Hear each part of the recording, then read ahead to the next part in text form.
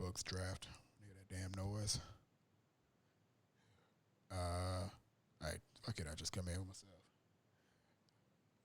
All right. Right now, we'd like to bring on a young man who believes in doing things his own way.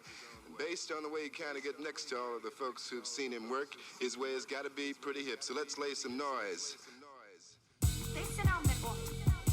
2000 and To fight beyond. this so-called democracy. Yeah. So Joe Burrow assumed foregone conclusion as the number one pick. Um, is there any possibility, man? You can see that they don't take that man as the number one pick.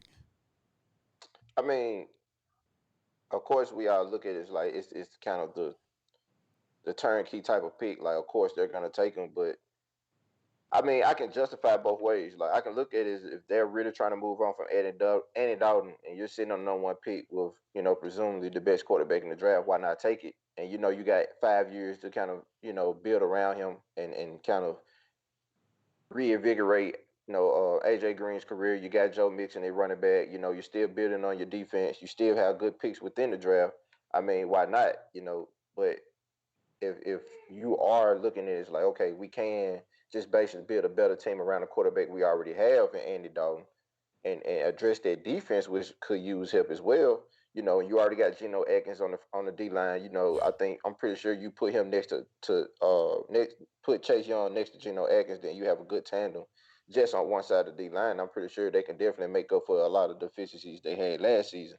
So that's how I look at it. But the draft is going to be tricky, man. You got to look at who's willing to give up, the capital to kind of take that spot. And if they're looking at, hey, we can kind of move back and kind of stack up more picks and add more players, more top talent, more elite players to the roster than just settling for the number one guy, it might be a deal and offer as well. You know, who Yeah. knows? It might be teams they don't want to trade with because of conference situations. They don't want to trade with no team in the AFC, stuff like that. That might also go on as well. Yeah. It's a tricky deal, man. I can see them not taking him. Again, he's had one good, phenomenal season at LSU. Transfer student, transfer athlete, or whatever, and solid dude, man. I mean, you see the stuff that he can do on the field, and it's dope. Like he's mean. Like he's got he got some he's got some balls on him, yo. Like the Yeah, dude, he was making some grown man plays. He was scrambling around doing stuff, that you shouldn't be doing. Um, but he was also being a solid game manager around a whole bunch of good players, and yeah, that's a big deal, because a lot of cats can't do that and then translate that to the NFL. It's a real big deal when you got somebody who can be around a bunch of other talented players and kind of manage being around other talented players, and then also don't do too much. I think right. that's a big deal that I do appreciate watching him do. Um, but again, I don't know, man. 1 year. Yeah, 1 year, man. And you look at it when you bring up the point about being surrounded by talent. You look at LSU. Obviously, there was the national championships. I mean, there was a championship built team from the offense, defense, special teams all the way around. It's numerous of LSU players going in this draft either because they're actually good or they're riding the hype off winning the championship. And Joe Burrow can definitely be in that conversation when you look at, okay, you got Justin Jefferson. I never heard of this guy until this season. I never heard of Joe Burrow until this season. I never heard of Patrick Queen into this season. You got guys like that, Clyde Edwards Hilaire that everyone raised about. I never heard of him until this season. Like a lot of these guys kind of popped up out of nowhere that you may have known that was on the team, but they didn't burst on the scene until this year. So you look at just what keep it consistent. Caleb Von Chasen, this guy's projected to go first round. I mean, so in general, that team was an all-star team. Now you look at Joe Burrow and say, okay, well he had two good receivers. You got Chase that's coming up next year. He's going to be a monster. And you got Justin Jefferson on the end, on the outside. You got a good running back coming out the backfield to throw to. You got a good stellar offensive line, and you got a defense that are going to keep giving you the ball and giving you favorable situations to kind of run the team. Yeah, you can equate that to just being a good game manager around talent. And you can make the same argument about Tua. You know, everyone raves about Tua, but look how many players off their offense in general is going in the first round that's projected.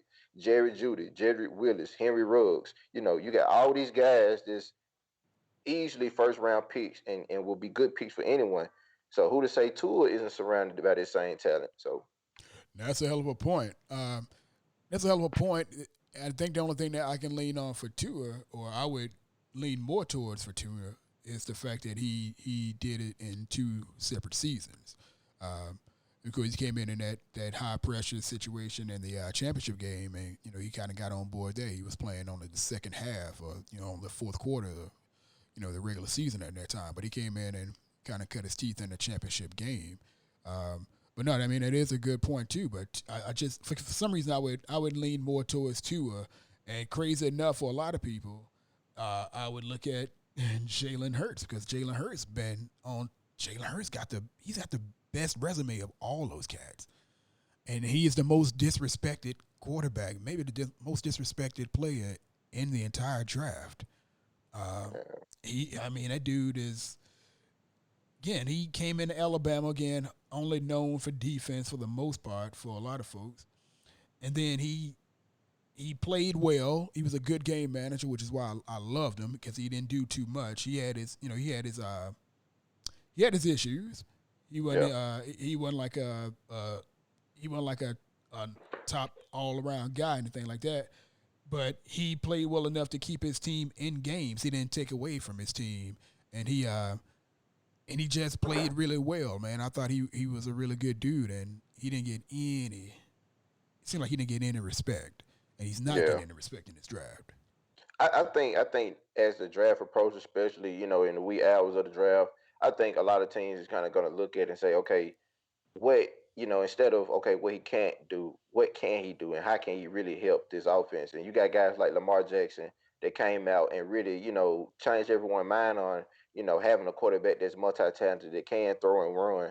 And you don't necessarily need this quarterback to stand in the pocket and read defenses all day long and make all the line of scrimmage kind of adjustments. You just need someone that's good with the football, can move around, make plays, and put the ball where you need it to be based on your offense. And obviously, Jalen Hurts has shown he can do this in two different systems, two different, colleges, two different, conferences. All this kid does is win. To me, Jalen Hurts is Deshaun Watson all over again. I've been Now, saying that. I'm sorry to cut you off, man, but I've been saying that for like 3 months now. Like it's the exact same. Like all of the things that I've seen people say about Jalen Hurts, I've seen them say about Deshaun Watson. And I reminded people like, just because you've only seen them do certain things in college, maybe that was all that was required of them. Maybe yeah. they can do a whole lot more once they get put in the system, or at least put in an area in which they can, spread their wings and do more. But a lot of people don't want to hear it. It's just they want to put a label on that man. Yeah, it's crazy, man, because you think about it, before Tua came around, if I guess when you look at it, the irony is that Tua didn't do good on one of the biggest stages, and it just left a bad taste in everyone's mouth about him. When Tua came in and kind of salvaged the game and won it for him, Yeah. like it's kind of like it was that situation, and you got a guy like Nick Saban that who whatever he says is golden. So if he say, well, I took him out because of this, or it's been made to the public the reason why he got taken out of the game.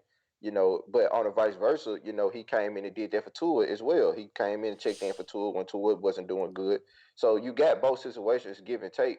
But if you keep things consistent, when Hurts was at Alabama beforehand, Hurts would have been number one pick because everyone was raving over this kid. He was the next generation of quarterback coming out. Unfortunately, you had this situation in the BCS game, and Tua took over, and it made Hurts' stock drop. And he basically had to go to Oklahoma to kind of just savage. I wouldn't necessarily say savage his college career, but basically put another good year of tape out to kind of kind of defend himself in the draft and getting drafted. And that's just way the pendulum swings sometimes, man. At programs like that at Alabama, and not to say Jalen Hurts wasn't a bad player. Obviously he felt like Tua was giving his team the best chance to win, but I'm pretty sure Jalen Hurts could have went anywhere and made any college, any program better at quarterback. No, I wholeheartedly agree, man. I think he is my. Gosh, I'm not even bullshitting you. He is my second favorite quarterback in this draft. I like Tua. I think Tua can do some things.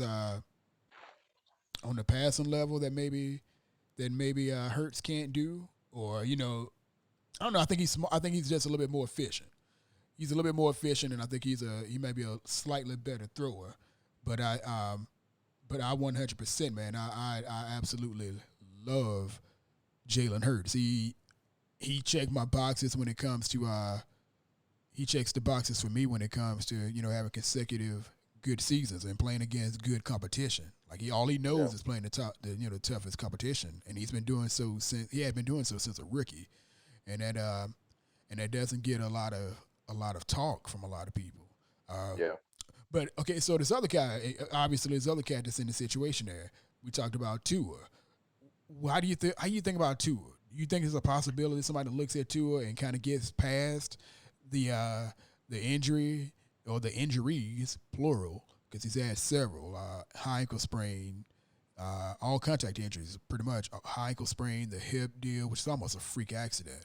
Um, do you think this? Do you think it's a possibility that somebody in the top five overlooks all of that stuff and take him? Yeah, man. You think of the top five? Okay, you got the Bengals, the Redskins, Lions, Giants, Dolphins.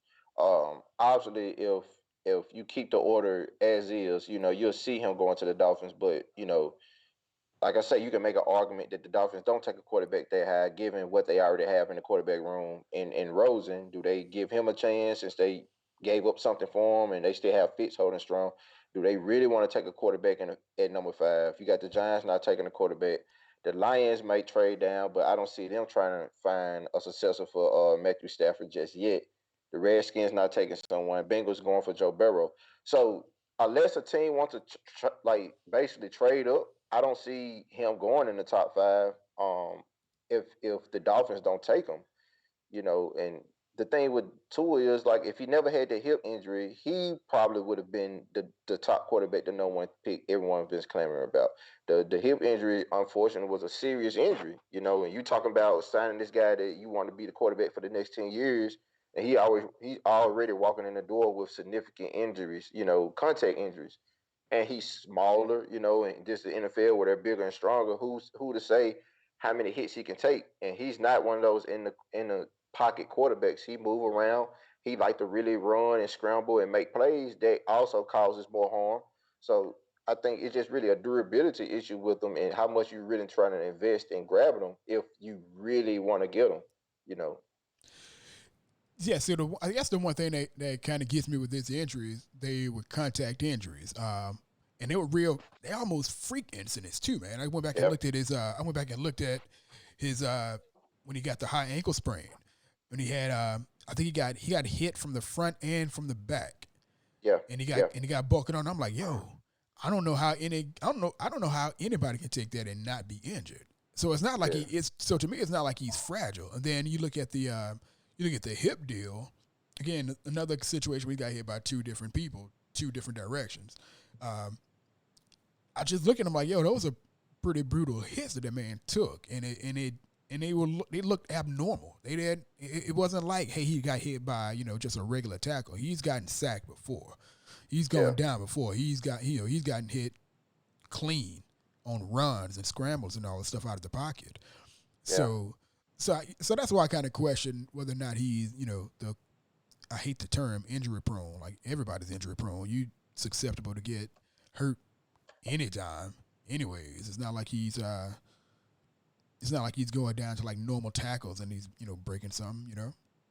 Right, and you think about it like what they remind me of is a person like Deshaun Watson. Like, look at him; he was hurt all through college. He tore ACLs in college.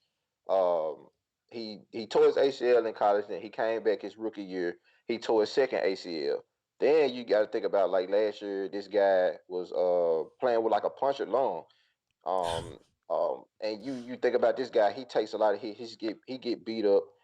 Even in college, he had a broken collarbone. He had a knee sprain. He had a fractured finger. Like this guy, injuries stick to him like flies on you know what.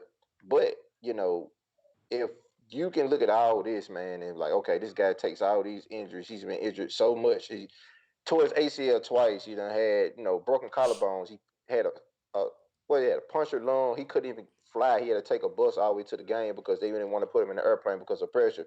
Yeah. you got a team that's going to build around Deshaun Watson and maybe make him their quarterback for the foreseeable future. Why not Tua? So that's an argument for teams to be like, you know what, hey, if he's healed, we're going to keep a doctor on him. Let's just don't rush him. I think if you can get past the hip injury, he's definitely one of the top quarterbacks, if not the top quarterback in the draft, man. Just what he can do. He's a left-handed Drew Brees. He's the left-handed Drew Brees, and I always feel like left-handers are always more special at throwing the ball, having a different twist, different rotation to the ball. Yeah. He's deadly accurate. He has a lot in the toolbox. You just have to get past the hip injury. But some team is going to take him. He's not going to drop far. I think one way or another, man. I think either or he or Hurts end up being the steal of the draft when it comes to quarterbacks. Again, that's my personal speaking because they're my two favorites so far. Uh, but that's how I feel, anyways, man. I think they're solid. So the other big talk, obviously, especially for the Bucks and a lot of our fandom, a lot of our fan base is offensive line. All right, Yeah. that's we obviously do not have a starting right tackle on the roster, or at least one that's designated as the starter, named starter right now, and everybody who's covering the Bucks, local media and so forth. You got a lot of people saying the pick has to be offensive line, has to be a tackle. How do you think that it's an absolute? It's an absolute that it has to be an offensive tackle for the Bucks. And Nah. if we don't get a tackle, then it's a trade back scenario. No, not at all. I mean, even if we have our eyes on a tackle, I still like you came to me and said, and what I kind of did my research on, it's still plenty of tackles in this draft that you get day two. They can still step in and be a day one starter for what we need them to be, and it won't be much of a drop off. Now, of course, you have the four top tackles that can basically be your left tackle at one point in time. But for given what we need right now, and maybe just the next 2 years, if we hold on to Smith, we're going to need someone that's either played right tackle his whole time in college, or someone we can definitely hold on to and develop. Though I say it can happen if we can get some guy in a second day, maybe even a third day guy. Like I say, you go with the history of how the Bucks draft their offensive lineman, or how Light draft his offensive lineman. He like to get these guys, these small school guys, on the radar guys that he good great value for, and come in and compete and can play just as good as the guys that were taking 2 3 rounds ahead of him. Um, but at 14, I think it's just going to be a lot of going on before it gets to us. A lot of trade, a lot of moving around. I think at the same time, 14 is still a good spot to trade down and get more picks and add more value. Because with this draft, it's a lot more players to build on depth wise than just bona fide players you want to come in and be superstars of the team. I think we're already good in in a lot of areas that this draft have to offer. When you look at what we're doing and how we're building our young core anyway. So if we can trade down and get some more picks, pick up maybe another first round pick, maybe an early second round pick to go along with what we already have, that'd be good as well. Considering we probably want to explore another running back option, we probably want to explore a third wide receiver option. Who knows? Maybe we're looking at another edge guy in the draft to kind of come behind Shaq Barrett. Who knows? But, Right, because we don't have. And I was going to speak on that just a little bit later, but we don't have a whole lot of depth. Either at defensive tackle or defensive end. yeah, We're looking at our guys, and a lot of people are happy to just bring them back, and Vita Vea, William Ghost, and Dominican Sue. Sue is on a 1 year contract. I think Will Ghostin only has one more year left on his contract. yeah. Um, we don't have a whole lot of depth there, man. That's a lot of good talent on the defensive side of the ball. But as far as the offensive lineman, man, if if if we did go offensive line, do you have a preference? Do you have one of the guys that stand out to you, like, yo, that is the guy? Like, is there Uh, one? Yeah, my guy, if it's offensive lineman, I'm going with Jedrick Wills, the guy for Alabama. To me, he's the best offensive tackle in the draft. He's polished. He's you know obviously the Alabama product. Went against tons of you know competition throughout the draft.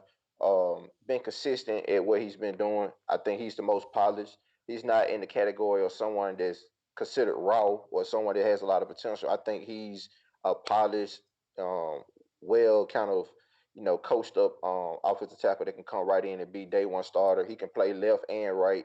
I don't see as an issue with him playing either side of the line. Um, that would be my number one tackle. If he failed to us somehow, then yeah, I can see if we take him. Uh, Along with Andrew Thomas as well, and he kind of fit the same resume as a guy that coming out the SEC, been battle tested, went against a lot of competition, just well polished. A guy that's can be a good cornerstone tackle for your team for a long time. With Makai Becton, of course, he's just athletically given. He's a monster and can move like no other, but he's still raw. He's still a kid. Right. And technique wise, football player wise, I think like a guy like JPP line up against him, he'll eat him for lunch just because he's so big, but he probably don't really. He's not as polished as the other two linemen. And with Tristan Wirfs, I think he's better suited as a guard when it come down to it. So, Right. it's just with me, man. If I had to run down my top four, that'll be my top four. But you think Wills, but Wills will be your top guy right now. Yep, yep, All right. that's my top guy. And that would, I guess the conundrum here is whether or not you got somebody who's going to come in and play right tackle or left tackle. Obviously, we got Donovan Smith there, so drafting a left tackle, you're talking about possibly moving him to right tackle, which isn't a smart move. It doesn't happen a whole lot. Yeah. It doesn't happen a whole lot, and for good reason. So that doesn't happen a whole lot for good reason, and you experimenting right there with your tackles if you end up trying to do that. So Yeah. so right now, I mean, for me, it's just been my argument, at least it's turned to argument that if we're drafting a tackle, we're drafting a right tackle, and historically, right tackles don't go that high. Yeah. I mean, especially when you've got other things that you could be working on. With a right tackle, I mean, that's kind of pretty much any defensive end. That's what they prefer to attack anyway. So why spend that high of attack on a tackle there? I mean, obviously, if it's a good talent, you make it work. But I feel like you'd be overlooking another position of actual even more need when it comes to going to get a tackle at the number 14 pick. Anyways, never mind these crazy rumors about trading up, because oh my God, I'd lose my mind over that. Yeah. Um, Yeah, I wouldn't suggest trading up. Like I say, not for an O lineman. Like you don't want to put that much stock into your O lineman unless this guy is going to be your left tackle. He's going to be the cornerstone of that line for a long time. That's going to be a investment you're willing to make. You don't make that type of investment in a so-called right tackle. Now, someone might argue that, well, edge rushers, they line up on both sides of the line, but typically the left tackle is the most important because it protects the quarterback's blind spot, and that's where a lot of edge rushers want to line up against the quarterback's blind spot. Right tackle is more of your run blocker, your guy that's going to kind of help pile drive, move the line.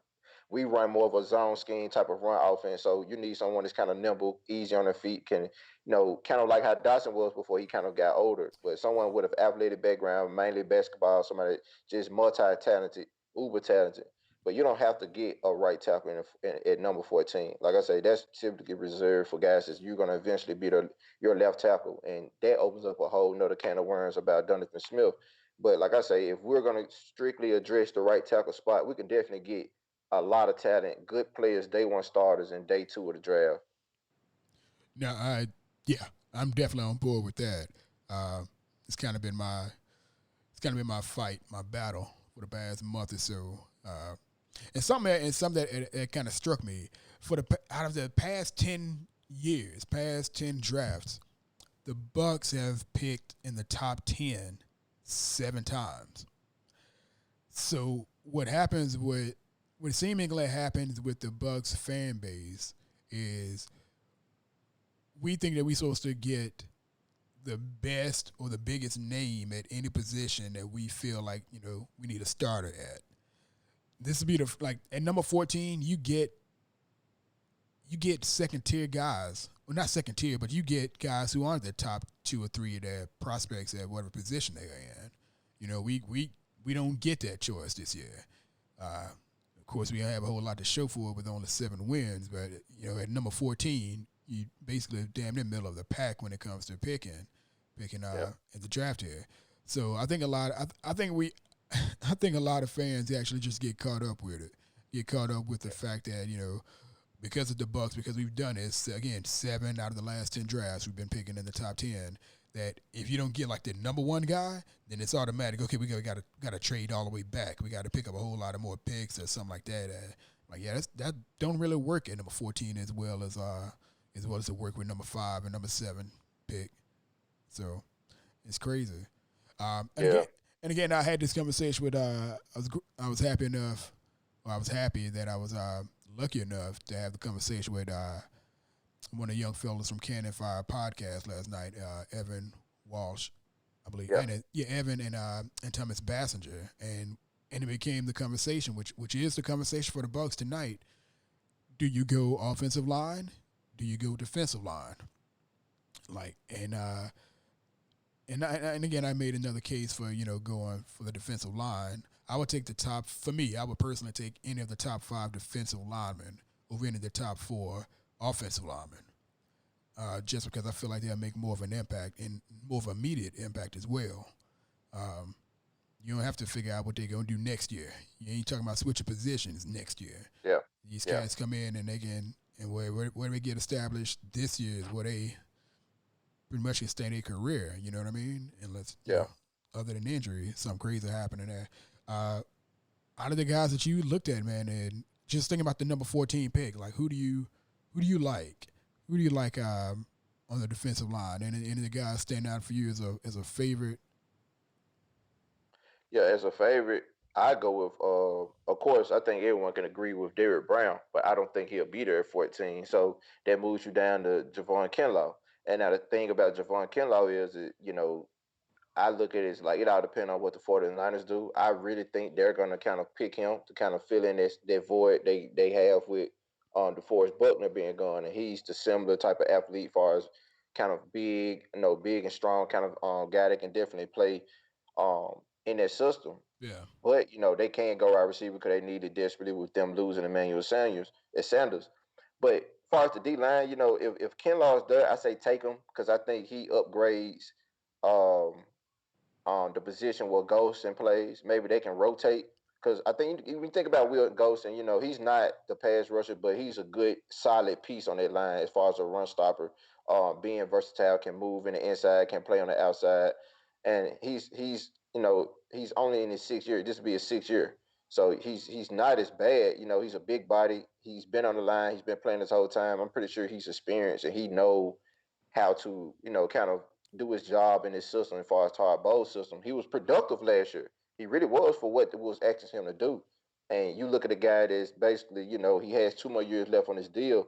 You know, I think we're going to kind of get all we can out of him. But adding Kinlaw to their position, which you desperately really need, because, like, I tell a lot of people, if Sue get hurt, who's going to come in and provide the type of production or not make it seem that big of a drop off? What happens if Vita Vea go down? Who's going to come in and provide that production and not be big of a drop off? What if Wilson Golson go down? Who do we have beside Nacho Roaches that's going to come in and give us some type of production? I say we definitely beef up the D line and get someone that's going to be a day one impact player that's definitely going to add. You know, what we really need is more power in the trenches on the defensive side.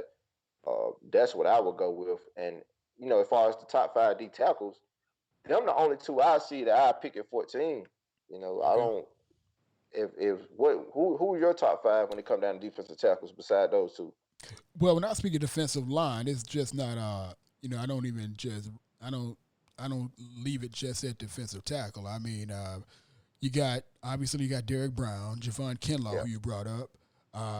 There's a young fella out of Oklahoma that I like, Neville Gallimore.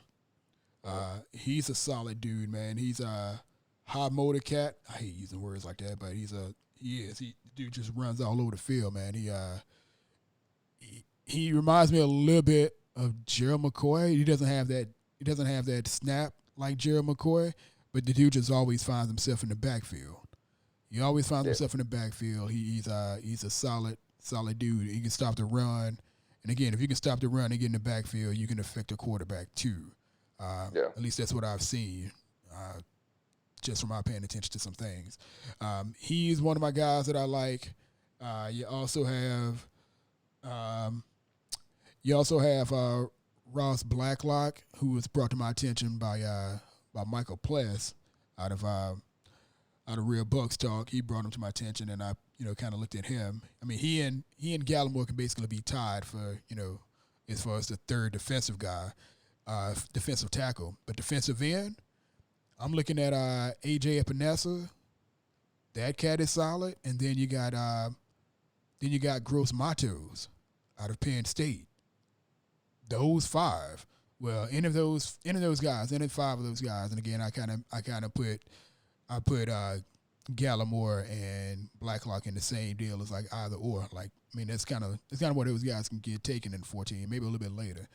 But I think Gross Matos and Epinesa, I think those guys are being overlooked for at least for Bucks fans. Like they don't see those cats, but both of those guys can play defensive end and get to the quarterback, and they can cause a hell of a whole lot of trouble for a left tackle, right tackle, whoever.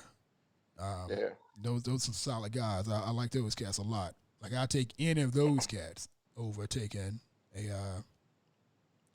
one of the offensive linemen because I just feel like they can affect the game in a number one and in a more of immediate fashion. Yeah. And yeah. Oh, and also let me forget. Oh man, I actually skipped over Clavon Jason. I mean, I know he's kind of a wild card too because you know where to play him. He can't actually be on the line. I mean, he's basically just he could possibly just be the guy that takes over for either Barrett or JPP eventually. But he's another guy that's kind of overlooked when it comes to the Bucks, but he's not necessarily a defensive lineman. Yeah, Chase, I like him. He's definitely an animal coming off that edge. I think he's a little too raw. You'll definitely have to develop him. Which any edge we take is going to kind of take the back seat to Shaq Barrett and JPP in that sense. But he has all the tools to build around. I like him just being, of course, one of the top edge rushers coming out the draft. When it come down to D lineman, I kind of have a different mix. Even though I like Epinez and Matos, I think for what we're looking for. Maybe Ebenezer can be one of them guys, and Matos. I just think they're more 4-3 guys instead of us being mainly a 3-4 defense. Now we do multiple sets, but I think Yeah. they're more fitted for the coming off the DN in a 4-3 type of package. And being one of them guys, like when you think about defensive tackles, even though you like Gallimore, I take Matabuki out of Texas Texas A&M. I'm A&M. not Yeah, sure. yeah. Yeah, I'm not sure. I'm saying his name right, but I like that Matabuke. guy. Yeah, I'll take him. I'll take him over Gallimore. I think Gallimore, if you want to kind of give a comp, I think Gallimore is more of um, I wouldn't necessarily say Jerry McCoy because he's not really that pass rusher type. He's more of a good plug blocker. He can definitely, put his head in the ground and kind of put him over the center. He'll be a guy that I bring in to kind of get behind Vita Vea and kind of keep that position, kind of mirror what Vita Vea does. Matabuki now I bring him in and he'll be kind of my Jerry McCoy because he's more of a pass rusher. Now he can definitely play the three tech and he can definitely play like kind of um inside out, kind of what Suit does. And he'll definitely be an upgrade. If you want to bring somebody in to have on the Suit, he's definitely one of the guys I do. And who else I look at? Matabuki, Jordan Elliott. Yeah, Um, Jordan Ellis, I another guy like to that kid Missouri. too. Yeah, And he's tall, and he's tall. He's long. He had good production in Missouri. I think he definitely had to put on a little more muscle if he's going to play in that 3-4 scheme. But I do like him. And Ross Blacklock, he's more the person that reminds me of Gerald McCoy. How he's built, how he kind of penetrate the line, how quick he is off the snap. He's more of the Gerald McCoy comp that I give him. But as far as Blacklock, I wouldn't take him at 14. I think that's still too rich. Even with Matabuki, I wouldn't take them guys at 14, let alone the first round. I'll try to wait to see if they fall in the second. If you're talking about first round defensive lineman, it's either Derrick Brown or Kinlaw. And after that, it kind of falls down unless you're one of those teams. Like I said, you're a 4-3 team. You're looking at Ebenezer or Matos, or you might want to sneak in Zach Bond somewhere or get Chase on. But as far as what we are and what our defensive scheme is, I'm looking more at the guys that kind of play up and down their defensive line in the three tech, one tech, zeros. Um, Kind of like what Sue does, because Sue can play nose, he can play on the DN. I done seen Vita Vea stretch out to the three tickets sometimes. Yeah. You know, you want guys that's kind of big enough to kind of move up and down the line and still be able to hold their weight. So that's how I look at it. Right. So yeah, I mean, I guess I can agree with some. I can completely, I can understand. I don't think I can say I 100% agree, but I can definitely understand uh, that take as what and a lot of the other people who would agree with it. That if it's not Javon Kinlaw, if it's not Derek Brown, then try to look somewhere else. Um, Yeah. I, At 14. at At 14, 14. right? So, like you say, if Kinlaw is so say if everything stays the same, nobody does a lot of movement, and at 14, Kinlaw is gone, Derrick Brown is gone. Of course, we're not taking a quarterback. Mainly all the linemen are gone. It's really no other way but to trade back, and then you might can get that Ross that Blacklock what's his name, Ross Ross Blacklock in the Blacklock, later yeah. first round. Yeah, you can get him. That's kind of a good three tech that brings kind of what Sue does or Jerry McCoy does as far as the pass rusher side on the line. I'd be happy with him in the late first. But if it's not Derrick Brown and Ken Law that high up in the draft, you find a way to trade down unless you're looking at someone else. Now I think we yeah, it's about 6 o'clock, so it's almost time for some of these other things to get started. I'm gonna check out, but so just thinking about us and our 14 pick. Now we kind of looked at the offensive line, which has been the big talk, right? We just Yep. looked at our defensive line, which is also kind of up for debate. Who do you go Yep. for? In your group, you got two people. In my mind, I got five possible. Now the other thing, this is a wild card, which is funny for a lot of folks, and it's scary. If we don't go offensive line, none of those guys that everybody's in love with is there at 14. We don't, and we also aren't fortunate enough somehow, some way to not get either of the top two defensive tackles that you just mentioned. The other, the other position that has been looked at, or allegedly been looked at, something that I completely been pushing, is a wide receiver, game breaker on the offensive side of the ball. You got the top three guys. You got CeeDee Lamb out of Oklahoma. You also got Jerry Jeudy, and then you got Henry Ruggs out of Alabama. The last two out of Alabama. Would you think it'd be a mistake if the Bucks took either of those cats? If the top offensive lineman, top defensive lineman that you have boarded, would it be a mistake for them to take a wide receiver At 14, at 14? I mean, if the guy they wants is there and they know they don't really have a good trade down option, they won't put them too far out of position to still get them. Man, I mean, you got a first round wide receiver. You basically already have two first round wide receivers already on the roster. And you just brought in Grump, and you're still trying to develop two of your young guys in Watson and Scotty Miller. And if you bring in another wide receiver in the first round, you know, I mean, I can see it. I can see it because if you think about what we're doing, we're basically filling the ship, like gassing the ship up for 2 years. After 2 years, if whatever we haven't done by then is not going to happen, not in the immediate future. So if you do go wide receiver, man, if I was going wide receiver to kind of complement this offense, I'm going Henry Ruggs just because he's a home run hitter waiting to happen. He's a touchdown waiting to happen. Yeah, You give him the ball, he's already faster than everyone on the field, and he can definitely work out this slot. And he's gonna take the whole top off the defense. If you want somebody, think of him like Ted again. Someone that you can line him up and he can just get out, take the top off the defense, and everyone else can kind of eat under us, like what Grunt like to do and stuff like that. You're gonna need a speed demon with that can kind of catch a lot of those balls that's coming his way in this offense. And if out of Judy, out of CeeDee Lamb, and I love them guys, but to kind of fit what we're doing, to fit this offense, to complement this offense, If we're gonna go wide receiver 14, I'm going with Henry Ruggs because there's no other guy in the draft like him. Yeah, that's who I would lean towards as well. I'm a Henry Ruggs fan as well in that sense. Um, Again, game breaker. That's what I'm looking for at number 14 for the Bucks. Somebody that gives either the offense or the defense an absolute advantage over the opposing team. Where There you go. I mean, everything. I mean, it's filling in a spot, filling in a starter spot because there's no starter there.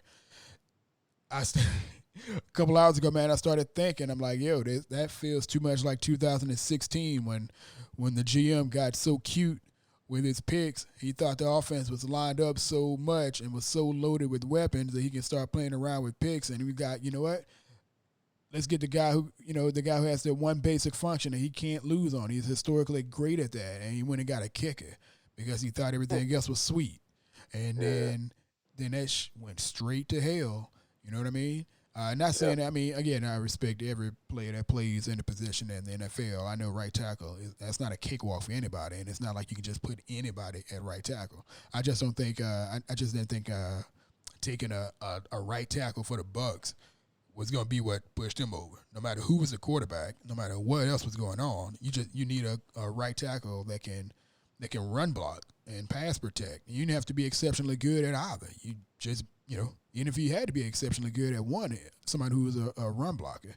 But yeah, man, Henry Ruggs is one of those offensive players that's could be a game breaker. I mean, it's a really deep roster of potential talent there at wide receiver, like going all the way to probably the end of the draft, man. I hate for someone to put a number on, like, yeah, you got round 4 talent, this and that. All I know is there's a whole lot of guys that play wide receiver that can be effective with the Bucks offense.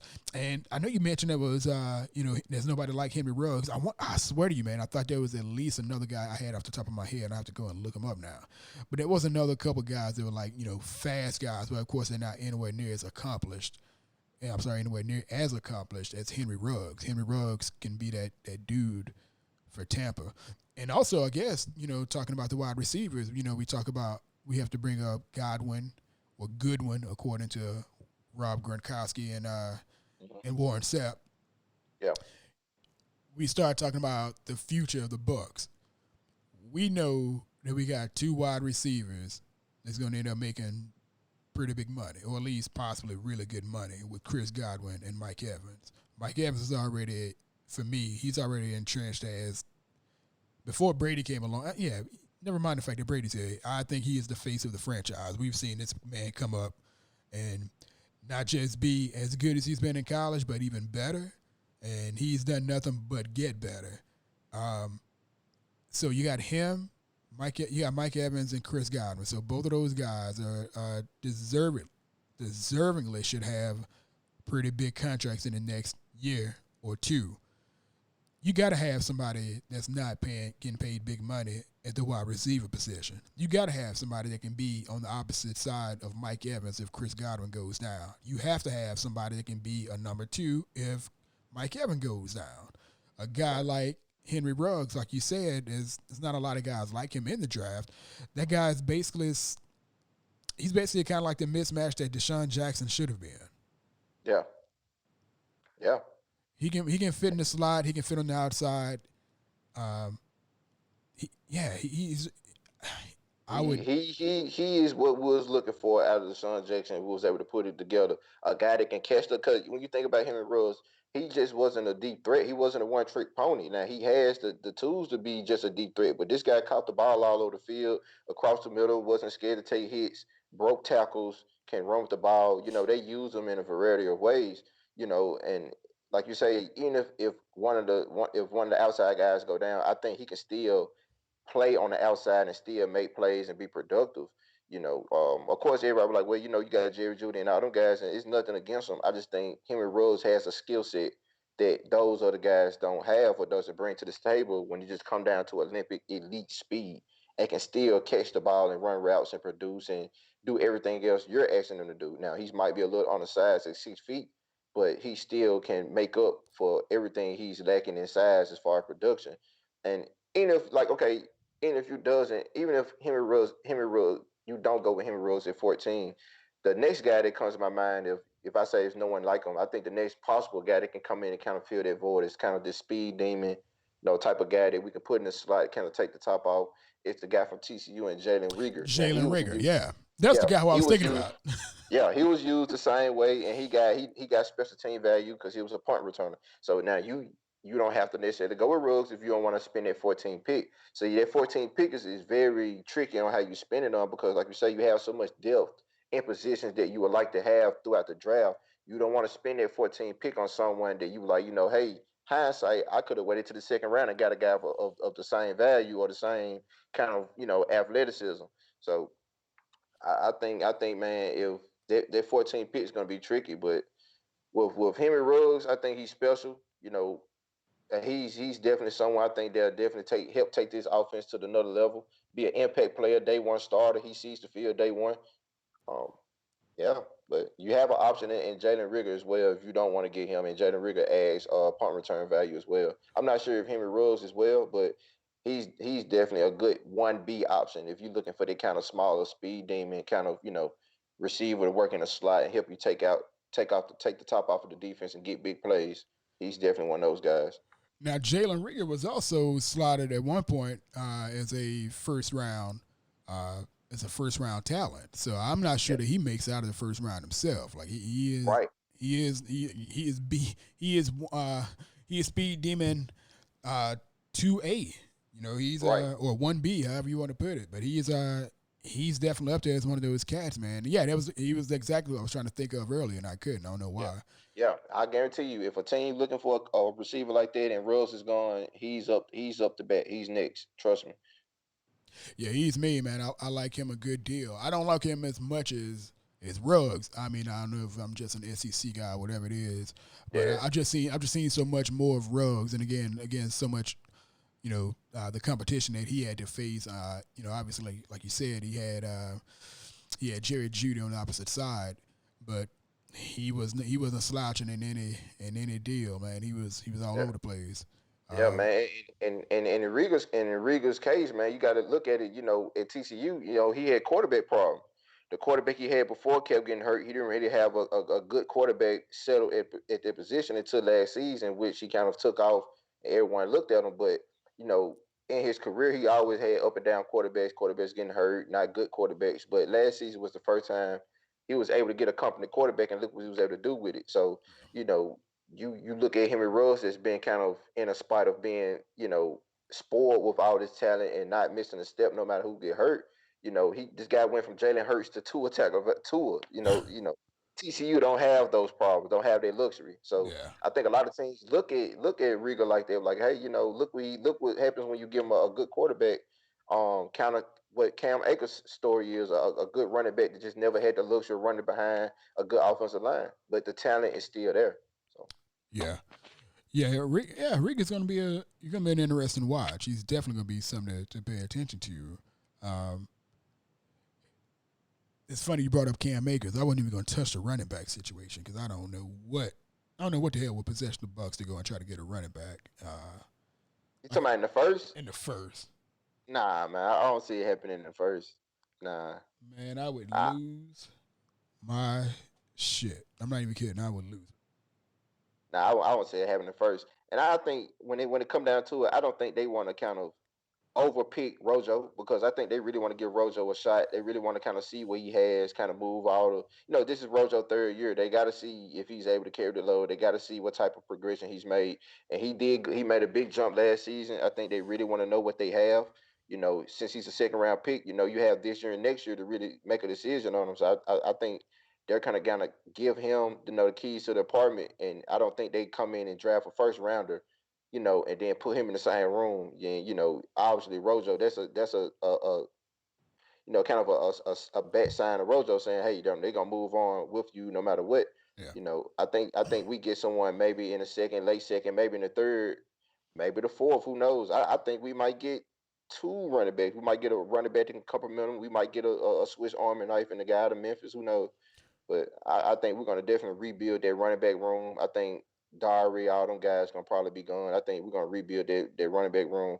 Cause I think Tom Brady's gonna understand the importance of having a good running back that fits his type of style of play, and he's gonna hand pick that from the bottom up. Yeah, that's I mean, it's a good point there. I mean, as far as rebuilding the running back room. Again, I love Rojo. That's the first time I actually called him Rojo. I actually hate calling him Rojo. Uh, yeah, but Ronald Jones. I'm sorry, Run Jones. Run Jones. He's I mean, he finally started getting a decent amount of carries last year, and he was doing pretty well, man. And you had a lot of people who think that he can't catch and run is because he didn't get the opportunities to do so in college. It wasn't like he had a bunch of passing attempts that he dropped or he fumbled or something happened. He just didn't get used. Yeah, So the assumption was maybe he didn't get used because he wasn't able to do so. Like I yeah, don't think that was the case because he caught the ball pretty well and made a lot of. He actually caught the ball well and made a lot of good runs last season, and it didn't get mentioned enough. We still, because our head coach is talking about where we need a pass catching running back. I'm like, well, you should probably take a look at the guy that's on the roster because that dude is doing pretty all right for himself. yeah. But now, if we get a running back, is my dream scenario that we get a bruiser back there, man. I need to get that feeling. The last time we had like a 6'2", 245-pound guy in the backfield that was scaring the hell out of linebackers and cornerbacks. Man, we had LeGarrette Blount a few Yeah, years I like ago. McGarrett. I like AJ Dillon, man. AJ Dillon out of BC. That's my dude. That's my wish for running backs for the Bucks. If I had a wish for running backs, that's my dude. I want him. AJ Dillon, where you see us, where you see him kind of looked at far as draft, like when he'll go in the draft, probably second day, third day. What you think about him? Possibility he may end up going. He may go late in the. He may be a third day guy for a lot of people because just because he's a big dude and you probably won't try to carry the ball all the time, anything like that. But I would not be surprised if he goes early, or I'm sorry, not early, but if he goes day two, because something I joked about, man. Something I joked about was Derrick Henry made that man some money Yeah, in the draft. yeah, I'm sorry, not in yeah, the draft, but in the playoffs. Derrick Henry, when people saw Derrick Henry breaking and making these big plays and basically carrying the Tennessee offense, and people basically being scared to even hit him. yeah. Yo, I kid you not, I can show you the tweet. I was like, yo, Derrick Henry is making AJ Dillon a higher priority in this draft. He's a mean dude, man. He's big. Um, Pretty fast too, man, for his size. The dude ain't no slouch when it comes to speed. Also, the dude is just brutal. Like, God, man, it's one of the runs that he had. He just pie faced the hell out of this linebacker, yo, man. It looked like Leonard Fournette when Leonard Yeah, Fournette buried old boy from Mississippi State. yeah, Hey, it looked like one of those, man. He just pushed that man into like the fourth row. But that's one of my guys who I love as a running back. Again, he can catch out of the backfield a little bit. Uh, Again, he's one of those guys where people are going to just move out of the way when he's running. They're just going to move, and yeah, one of those guys that give you an advantage. If you can run the ball down, an opposing team's throat, and give them something to be scared of. Along with Ronald Jones, who's a home run hitter, still, I believe. Man, crazy. Give me that guy. yeah. Yeah, I mean it'll be a good compliment, and it's we don't have no one like that, and you need somebody that's going to kind of give you those good short yardage situations. We don't all necessarily have to pass on, or someone that can definitely just set the pace of the game. If it's a good favorable game, a good favorable matchup. As far as the game plan, where running the ball is going to be good. You got the thunder and lightning situation in Rojo and a guy like AJ Dillon that's going to be able to give you those tough yards. And Rojo is one of them guys that's going to give you one cut and he's gone. He's a home run hitter. Yep. So I mean, it definitely can work. And I just think it just all come with if they looking at the running back room like that, as opposed to just looking for a running back that's kind of more of a pass catcher as opposed to just someone that can definitely add another dimension to the running back room. Because Rojo can catch the ball. If it comes down to it, I'm pretty sure he can catch the ball. If it's on little flare outs, little screens, little cutbacks inside the middle, I'm pretty sure he can get those dump offs when need. And when you look at how we're shaping up, the whole purpose of him getting Gronk was to be a security blanket. I don't think Gronk running 40 yards down the field anymore. Gronk is going to be kind of his dump off guy, kind of short yardage, get the ball out type of guy. Um, just if Rojo continue to get bigger, get stronger, get better with his pad protection, I think Rojo will be really good. It's not necessarily a situation to replace him. We're just looking to complement him. Yeah. So I guess I was gonna stop like a while ago, man. But I had this one question that kind of came up in my head. I think it might be a silly question for a lot of different reasons. But with what's happening right now with the Bucks, with Tom Brady coming in, being the guy at least for 2 years, at least that's the plan. With him coming in to be the dude, and and uh, and now Rob Gronkowski coming in. You think the young Bucks? You think these young Bucks going to end up somehow, some way, end up losing their identity? Because for the past few years, man, we've been watching our guys come up and as rookies in the Bucks system for a good deal of these cats. Yeah. They're coming up, and now it almost feels to a degree like it could be these guys are taking a back seat. Not back seat as far as like talent or anything like that, but these guys were poised to be these guys being the Mike Evans, the Chris Godwin. It was hopeful that OJ Howard was going to be one of these cats. Do you think that they come in now and their progress gets slowed down, or does it speed up? Do their Nah, progress good? nah. I was gonna say, no. I don't think it slows down at all. I think it speeds up because you're giving them uh, um you're giving them an example of how to win. You're putting a winning culture inside the locker room. When you talk about the identity of the team, usually it's the identity of the team is behind the quarterback. Whoever the quarterback is, that's the person that's going to be getting all the praise. When you think about any team, any notable team, the first person you think about is the quarterback. So we've been like notoriously, linked to losing or just being the laughing stock of the NFL and the bottom feeder or the NFC for a while. And when you linked it with a quarterback and Jamie Winston that's proved that he can turn the ball over better than anyone else in the league, you know, people are going to take us for a joke anyway. And that's what our identity was. As long as we had Jamie Winston under the helm, we weren't going to be taken serious because everyone knows, the type of deficiency he has and the type of things he does on and off the field. You talk about EWs. This guy finds a way to be a laughing stock of the league each year in different situations. So when you look at it, and you bring in Tom Brady, man. You bring in a guy that know how to win, and he go get his running mate and Gronk. You're bringing in Vix, and when you think about the Tampa Bay Buccaneers and the Jets, like not taking away from the young guys, but when you talk about the young guys and their identity, they're coming in. I think this defense is going to be Devin White's puppy. Devin White is going to be the face of this defense. Kind of how Quan Alexander was the heartbeat of the defense when he was here. Yeah, You're looking for that guy in the defense. They're going to be the middle of the defense. They're going to talk the smack, be the tone setter, be the pacemaker. I think Devin White is going to grow into that naturally. I think we're not messing with that type of identity on the defensive side. I just offensively we had to be respected and feel like we walk into each game knowing we can win. We had to get rid of the liabilities, which was Jamie Winston, and we replaced him with the Hall of Famer. We went and got another Hall of Famer in Gronkowski, which puts the tight end room into question. And we don't know who's going to be the odd man out. I have my opinion, you have yours.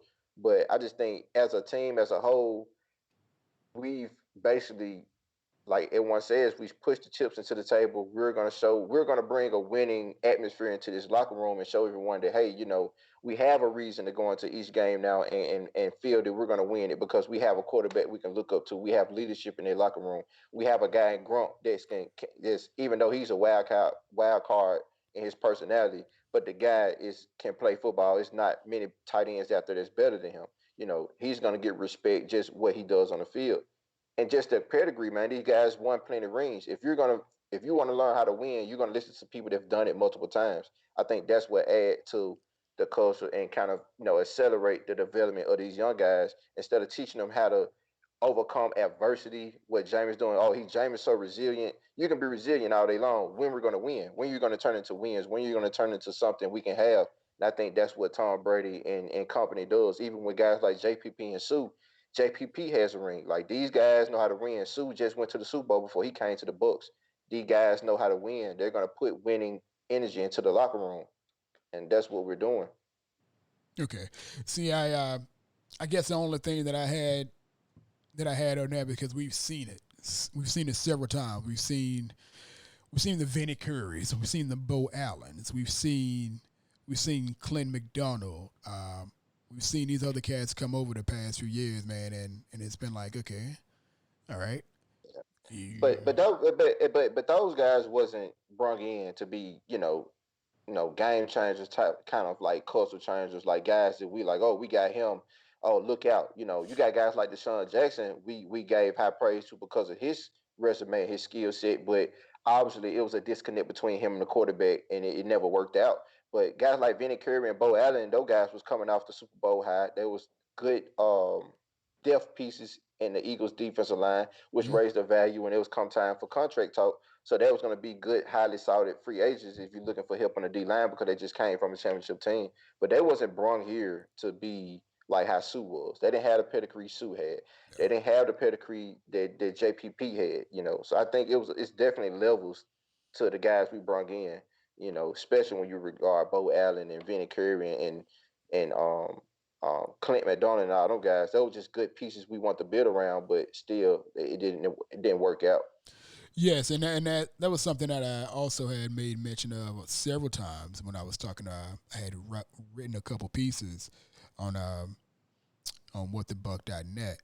The fact that this identity crisis that this team has had over the past few years, and also one of the issues that I had taken with Jason Light, bringing in rotational guys and with the expectancy of them being starters and doing what starters do, and being full-time starters, and also like up in their game. This is why I don't want. This is kind of why I've been pushing the notion to have Vita Vea's eventual long-term partner next to him at defensive tackle, because I didn't want to see another vet try to come in here and be 2 or 3 levels below Vita Vea.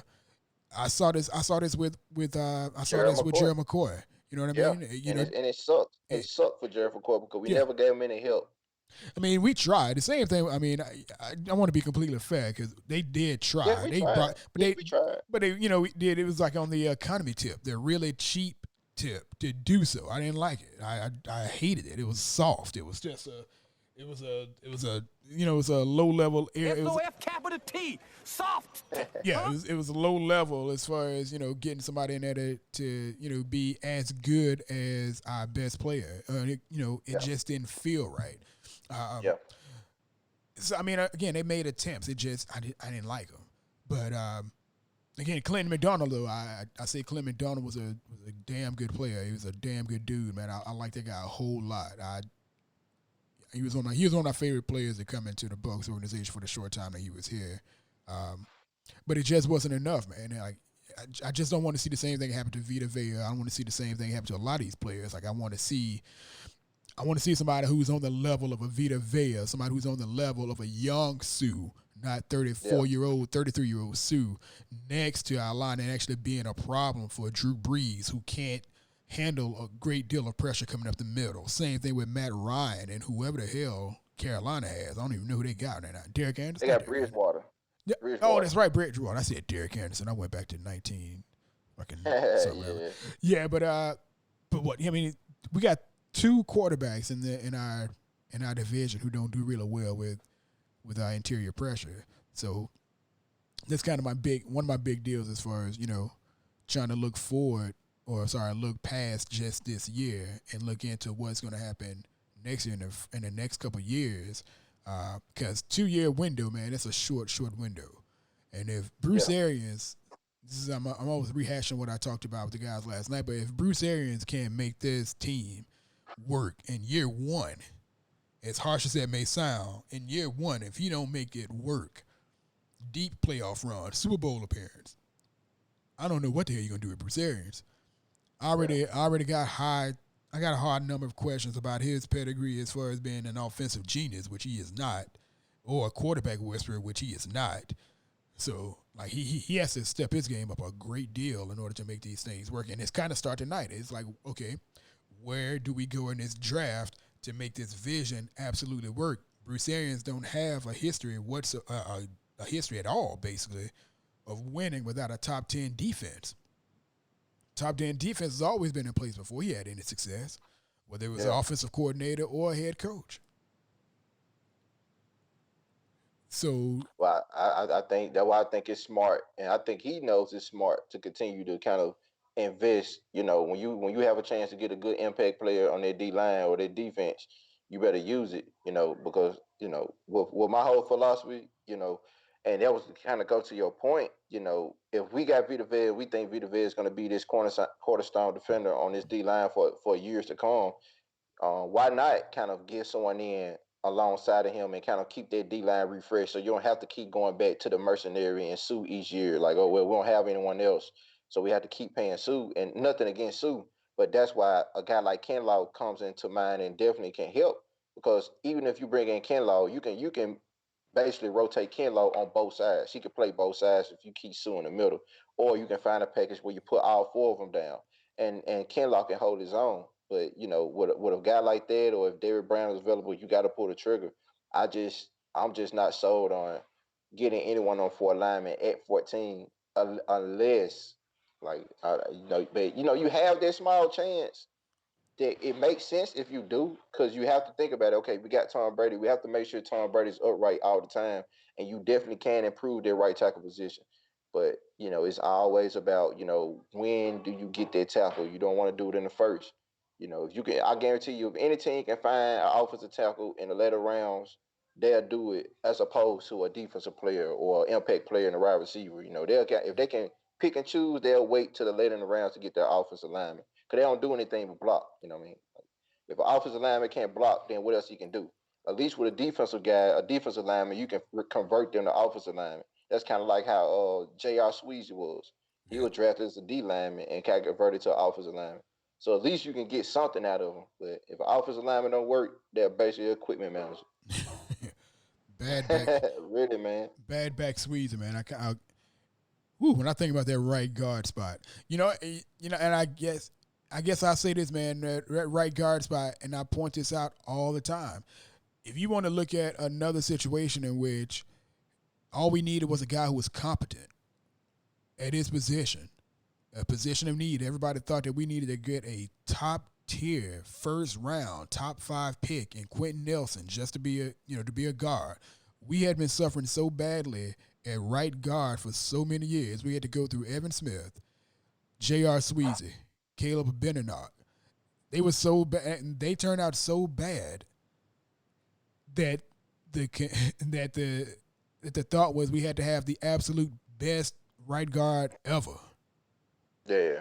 Or the best guard ever in order to come in and actually be competitive. When all we needed was a guy who can play the position. And we got Kappa. Of course, Kappa just had his red shirt rookie season just last year, and he belonged. Like he didn't get killed all the time, but he did. He took his lumps. But it's his first year. Now, I disagree, because I think Kappa sucks. I think if we got a chance to upgrade right guard, you do that as well. I think Kappa is a good rotational piece. I don't see him as a starter at all. Not at the right guard. I watched too many plays of him just basically get manhandled. Like, he's definitely a weak link on that side. He may be, made Dawson job just a little more harder than it deserved to be. But if people want to talk, I'll bring Dawson back and get rid of Kappa if that was the case. Because Kappa sucks to me, man. Oh no. You must be out of your goddamn mind. No. Hey, Dotson can't come back. I love Dotson. I'm probably one of Dotson's biggest fans. I don't want to see Dotson come back on that field again, man. I just Dawson good, man. Dawson. Only problem with Dawson is he's not the best run blocking right tackle, and that's what you really need out of him to be a good run blocker. He don't prefer to run block, and it shows in his game. But if you talking about pass pro and understanding the game and really being someone you can kind of depend on, if you want somebody to kind of hold the fort for Tom Brady just enough for him to get the ball out, yeah, I entertain bringing Dawson back for 1 year. If you don't want to invest that lot of capital into a right tackle, so to speak, and you just need someone to kind of hold up, maybe you find a better right guard than a right tackle in the later rounds with better value, and they can kind of help the run game and kind of help the run blocking on this side of the line. But who knows? Maybe it is a instance where they bring Dawson back because nobody have heard nothing from him. Maybe he do come back on a 1 year deal. man, I would. Ooh, man, that would hurt. Like But that would that's hurt. but that's contingent on us already getting someone. We might get a guy that we can develop, might need a year or something to develop, and we just need someone to kind of plug in and hold the fort down for 1 year. I mean, I would love it. When you talk about Dawson, man, that's one of the players that stuck around the whole time.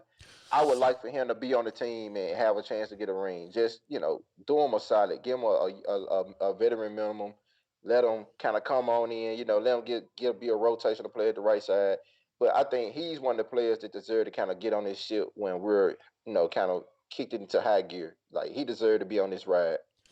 Hey, I mean, I like that notion because again, he is one of my favorite players in Bucks history. I mean, so I'm all that's fine that another fan wants to acknowledge him and all that, man. Um, but as far as his play, he has always been weak in the run game. I can't say I apologize. I can't say always. At least the last 6 years, he's been weak in the run game. In the past 2 years, by my observation, he was slipping, and he slipped quick and badly. I know a lot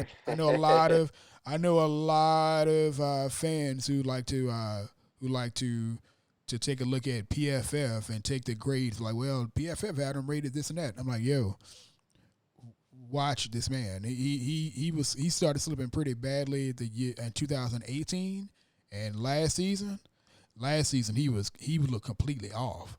Like for a lot of the time, he was. I was actually shocked that his it felt like his pass blocking had almost gotten damn near close to where his run blocking was on a lot of these plays, man. Yeah. I mean, yeah, he was just this is way more often than I was used to seeing him getting beaten the way that he was. Again, and that's why we end up having to have O.J. Howard play additional right tackle so often. Yeah, it was bad. Again, I love him. I like the notion of having him, give him an honorary ring or something, man. Give him a sticker or something like that. But Yeah. I don't think I can stand to see DeMar Dawson back on the field, man. It didn't even look comfortable. It didn't even Oh look man. comfortable, and yeah, it was for me. Again, that's just one man's opinion. I don't know how well he was. I'm not sure how his technique worked. I'm not sure if he was in some kind of pain last season. I mean, I've seen players like Michael Johnson who played through pain, and they looked like a shell of themselves when they were playing in Tampa, and Yeah. go elsewhere, and then you're like, okay, he rested himself and got himself together. That could be the case with Dodson, but I wouldn't put I definitely wouldn't wager Yeah. having him So out no there. more shots for Dotson. No, dog. No, Oh man. I don't want I to. try. I tried. Hey, you did, man. I'm glad other fans can recognize how good that dude has been. He and Donald Penn deserve so much recognition. I really wish that they could have seen more success while they were in Tampa. But those guys are true success stories, man, and I'm glad we talking about that right now because undrafted guys, man, undrafted Yeah. dudes that's come in, took the starting spot deservedly, and kept the starting spots deservedly until, of course, Donovan had his worst year in the league, and then for some reason, they just let him go when Lovey came along in 2014. But that dude was a success story, man. The same as DeMar Dawson, and I love them both. But I don't want to see DeMar Dawson on the damn field no more. Oh man. No, dog. Yeah, man. All right, Sorry. so all right. I don't know if you finna go. I'm just gonna throw this out there. I don't know when you was gonna wrap up, but I just want to kind of ask a question. Now it's kind of going back to the tackle because it's one thing I was thinking about when you talk about the tackle position, and we can agree that we need it. Now, one thing I kind of keep in mind that I'm torn with is when you look at it, it's like, okay, when you think about the top tackles in the league, and if you can name me 5 tackles in the league, like your top 5 tackles, just off recognition, outside the books, obviously, but what 5 tackles in the league come to mind when you think about it? Just like they're good, they're notably good, they're household names. You would love to have them on the books type tackles, Man, regardless of left or right. Just if you think if somebody say, hey, who's some of your favorite tackles you'd love to have on the books right now that's in the league? I'm gonna be honest with you, dude. I'm drawing a blank on some of the tackles. The first tackle I'm thinking about is the left tackle out of the left tackle who got whooped by Noah Spence a couple years ago from Dallas. What's my boy's name? Oh, you talking about Gosh, man, I don't know why I'm blanking out his name. It's a common name. It's like 5 other NFL players with that name. Tyron Smith. Is it Tyron Smith? Yeah, Tyron Smith. He's a solid. Yeah. He's a solid dude. Yeah, man. I promise you, I can't even name off the top of my head. For some reason, I'm blanking out. I can't name anybody else other tackles. The reason I was doing it, just kind of, I also keep in mind that like if you can name 5 tackles in the league that you'd like to have on your team, more than likely those tackles were drafted in the first round, and more than likely they'll draft it high up. So when you think about that, and you be like, okay, do we need a tackle? Could we use a right tackle? Even if it's right tackle, we haven't played a right tackle until we figure out what we do with Donovan Smith, and he's going to eventually be the left tackle at some point. If it's 4th offensive lineman in this draft that that's bona fide talent, like you look at the offensive lineman, you say, okay, well, the offensive lineman, of course, they're not defensive linemen, they don't affect the game the same way. But when you look at the offensive lineman in a vacuum, in a bubble, and you say, okay, based on offensive linemen, how good are these guys? And these guys are clearly better than any of the offensive linemen coming out. Now, you might want a guy that's competent, that might just be able to basically do his job at their position, or you're looking at someone that is going to kind of sure up their position for a long time, someone you're going to kind of have at your future, like a Marpitt, even though he was a late round pick. Donovan Smith was a second rounder. But if it's a guy in that first, hey, this is going to solve my problem at right tackle for 2 years and left tackle for the next 5 years, and he's in this draft at one of the 4 tackles, would you take him? You know what, dude? And this was killing me because I actually did go back and look at a bunch of tackles to see exactly where they were drafted before I even got entrenched to that hole that I kind of dug as far as not having like want to draft tackles so high up. Well, Tyron Smith was a first round pick. He was a 9th overall pick. Tyron Smith was. But I was looking at right tackles, and I swear I don't even know what a piece I wrote on it. But not a lot of those guys were first round picks, like the right tackles that I was looking at. Yeah, Jack Conklin, for Tennessee, he was the most notable right tackle that was drafted first round as a right tackle, played right tackle. He's probably going to continue to play right tackle. But that's one of the reasons why the Titans let him go, because they were just like, we're not going to pay the premium, for you at this position. It's like you, and it's not saying he's bad. He's very good. Obviously, you look what he got in free agency, and he was one of the top tackles coming out, top linemen coming out of free agency. So it's not like he's not worth the money. It's just at the end of the day, when you think about the right tackle position, are you willing to invest that much capital, or are you willing to invest that much of a draft stock into that position? That's the whole pickle of what we're in as far as the old lineman, as far as the team. It's not that we don't need it. It's not that one of these 4 guys can't come in and be a day one smart starter and provide really good protection on this side of the line. It's just, do we want to basically put that much into this guy? Do we want to put the 14th pick into this guy? Do we want to trade up and put extra capital to go get this guy and know he's going to be on the team? And eventually, you're not going to have all this invested into a right tackle. He's coming for the left side at some which way, form, or fashion. So I think that's what kind of go on. But that's what I think about when you think about, like, if I think about the tackles I love to have on this team, I think all of them, if not the majority, all of them was high round, first round picks. And that traditionally kind of go with what that was already predicted to be coming out of college and the success they had in the league. When you think about guys like Trent Williams, Tyron Smith, you think about what's the other guy for the Titans.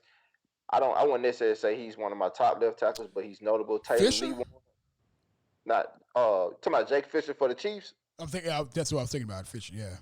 Yeah, but he was a top round pick. You got man, you got a good list of young guys that's been top picks, but of course they're linemen, so you don't keep up with them. They're not doing anything. They're not making ESPN for being an offensive lineman.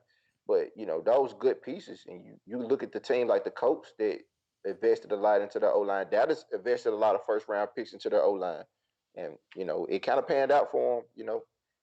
But I think with that, it just all depends on how you want to get your team about. Now, something I want to mention when you bring that point up, and it's a damn good point. When you look at teams that do that, generally they have what they would consider their quarterback of the future, their quote unquote franchise quarterback. When Quentin Yeah, Nelson got picked, Andrew Luck was back there. right. When you look at Tyron Smith, when he got picked, Romo. I think it was Romo that was back there, and Yeah, Romo was yeah, entrenched at that point. yeah, they was building when they was doing the whole O line run. They was building around Romo. They was making sure Romo had a brick wall in front of him because they did Zach Martin, they did Travis Frederick, they did Tyron Smith. They went and got the guy Lael Collins. They had got Yeah, top. Yeah, they got a lot. They didn't think twice about it. If it was one of those premier offensive linemen in the first round, they was spending it on them. And you don't want to undervalue the offensive lineman because obviously you no, need someone to block all these guys that's coming into the league. These guys that's 6'5", 250 can run like a running back. You need someone that's just as athletic to kind of keep them at bay on the other side of the line. And you look at how the league is going, maybe it's not the worst decision to kind of invest in that O line. It's just we're speaking on what value you're going to get them at, and what's the future plan if you're going to do them in the first round. If you're going to give them in the first round, it's no way you keep them at right tackle. You're someday, some way, form, or fashion, it's going to be at the left. And unless the Bucks know what they're going to do, kind of foresight what they're going to do with their side of the line, then I see them really trying to trade up and get someone they know they're going to be on that line for the next 7, 8 years. And it's basically solve a problem now and going to solve a problem in the next 2, 3 years after Donovan Smith comes up for renewal. right. So man, I had a point I was trying to. It was something I was going to bring up. Yeah, as far as the knowing where the team is going to go, in the next few years, and putting that investment in that offensive lineman. We're talking about this window. We keep looking at this window, this 2-year window, allegedly with Brady. Yeah. Like, do you throw everything? Do you literally throw everything at this 2-year window, and because you get a right tackle or whatever attack, you get any position, whatever, and then it's just for this win now situation, and then what? And then what? Like, does your right tackle make sense to at that point to come in and because again we can think about these contracts that we have coming up. We got Vita Vea coming up in the next year. We've got Chris Godwin. We basically got our whole secondary. They all going to end up having to be renewed at the same time if Yeah. they keep going on the same pace they're going on. You know what I mean? Yeah. So then what? Then you got a rookie quarterback, or hopefully or a veteran quarterback who's cheap.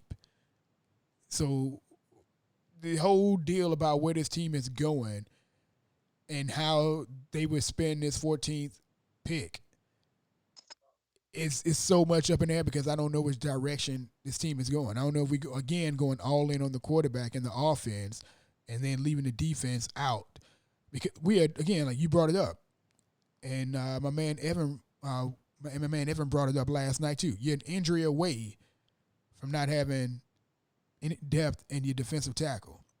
Yeah. You're an injury You're away in, you're from an injury away from not having Tom Brady. yeah. If that O lineman is a liability, as we all want to presume it is on their right side, and one guy come clean, and I'm pretty sure we're probably one of the most scariest offenses in the league right now, and you can't tell me it ain't a defensive coach thinking how to basically stop us from just basically throwing the ball all over them. So you got defensive linemen that's going to be, wanting to get their hands on Tom Brady, especially in the NFC. They never had a chance to play against him. So you Yeah. got all these defensive linemen or these DN, edge rushers lining up to get to Tom Brady. Tom Brady's going to have it. And I think, when you think about it, you want to make sure we're one injury away from throwing this whole plan off in a lot of positions when Yeah. it comes across the D line, quarterback, maybe wide receiver. We saw how life was without Godwin and Mike Evans on the field being hurt. You know, we're injured away from a lot of things, just throwing this whole course off to go to the Super Bowl. But it really all depends on, you know, who's the biggest chip you want to protect, and obviously it's going to be Tom Brady. So I mean, I actually wholeheartedly agree with the point that you got to protect this dude. I just don't know that it absolutely has to be with the 14th pick kind of guy. I just don't. Like his right tackle last year was a 4th rounder. It's actually the guy who's been protecting for the last 8 years on the right side. Yeah. You know, he wasn't a top right tackle. I'm sorry, he wasn't a top higher ranked or higher drafted kind of guy. You know what I mean? And you don't want to skimp. You don't want to skimp on any kind of talent, anyways. But again, at this position for the Bucs, round 1, I need to be I just really want to see somebody that's going to be a game changer to a degree. Somebody who can be a game changer. I mean, that's just how I feel like a round 1 pick should be if you're in the top half of the draft. But anyways, man, dude, I greatly appreciate being able to talk to you on this one again. What are we, 6:59 here? So we got like an hour before our first pick. Yep. So yeah, we about to get myself situated, man. This is all I got going on. Pretty much all most people got going on for the pretty much for this week, this month. Yeah. Been waiting on this one for a minute. Yeah. But yeah, man, we about to get up out of here, man. I'm about to go and cook up something, drink up something, and it's draft night, man. Yeah, it's draft night. Let's see what happens, man. I'm gonna make sure I be kind of on the social medias and keeping up with all the talk. So we'll see how this thing go. It might be some trades that's gonna happen, but I look forward to see who we're gonna get. Yeah, it's happening. Starts tonight.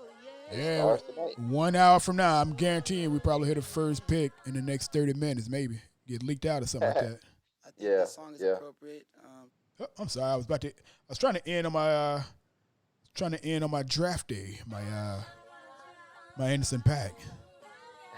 I'll let Anderson Paak play me out of here, man. But yeah, man, enjoy the rest of your night, man, and go Bucs, damn it. Let's see what happens. You too, man. Go Bucs. Indeed. Oh yeah. All right.